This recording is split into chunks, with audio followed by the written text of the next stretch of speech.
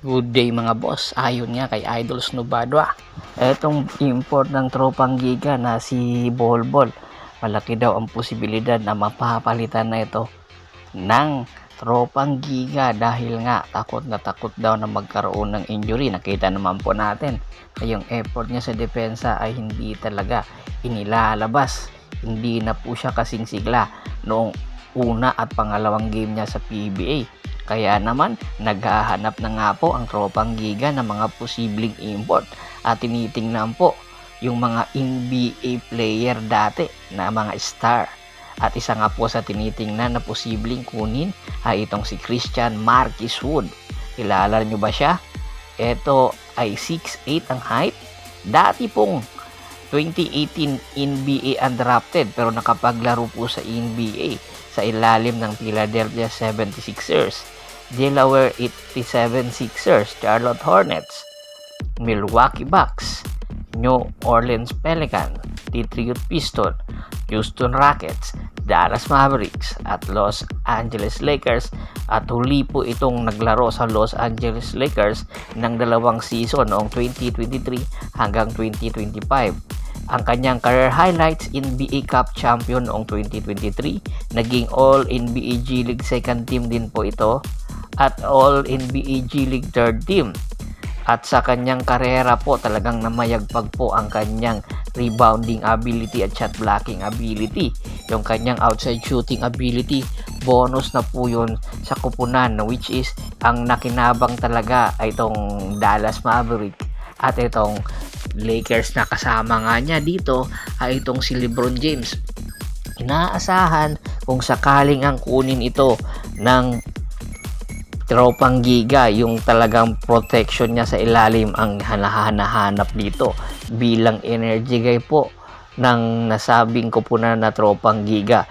Ito yun dapat niyang gawin na hindi po magawa netong si Bolbol.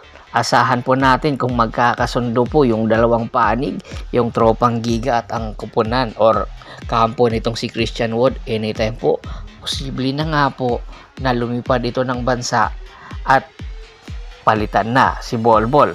Pero meron din pong spekulasyon na option lang po itong si Christian Wood at meron pa pong tinitingnan na second option ang tropang giga. Ito nga po ay si Darius Bazley. Kilala nyo ba siya? Sa hindi po nakakakilala sa kanya, ay naging NBA player din po ito. 2019 first round, 23rd overall pick, na kung saan ang nakapag-pick nga po sa kanya ay ang Utah Jazz. Nakapaglaro po ito ng ilang taon sa NBA, Oklahoma City Thunder kasama po si SGA.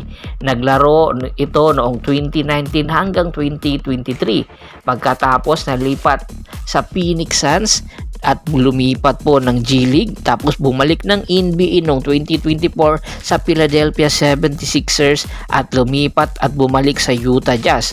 Pagkatapos noon, nagpalipat-lipat na po ng liga at naglaro rin ito sa China, at kung saan ang kanyang pinaglaruan sa China noong or current year ay Ningbo Rockets. Hindi po siya pinatagal at pinauwi na nga po dahil sa hindi pagkakasundo ng kanyang mga teammate.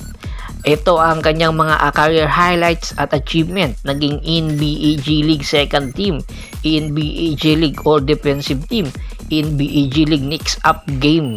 Grabe din po ang credential netong si Bazley. Ang kanyang edad, batang bata pa naman po, 25 years old, height neto 6'9".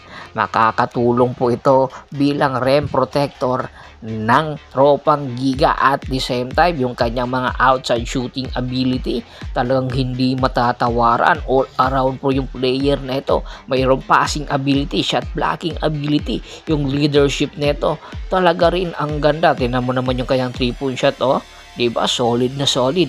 Kaya inaasahan etong mga nasabing player na mga NBA veteran ay pwedeng piliin ng tropang giga. Pagdating sa budget, kayang-kaya nilang magbayad kahit magkano ka pa. Tandaan po natin, Rondy Hollis Jefferson at Bolbol na bayaran nga nila.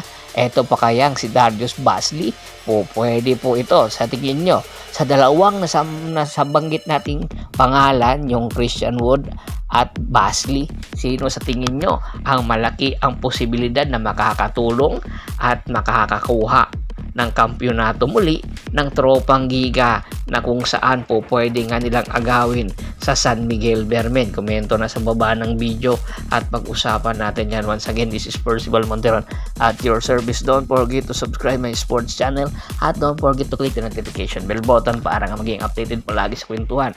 At bago pa natin tapusin ang ating kwentuhan, shoutout muna tayo yung mga solid na followers na laging sumusuporta sa atin.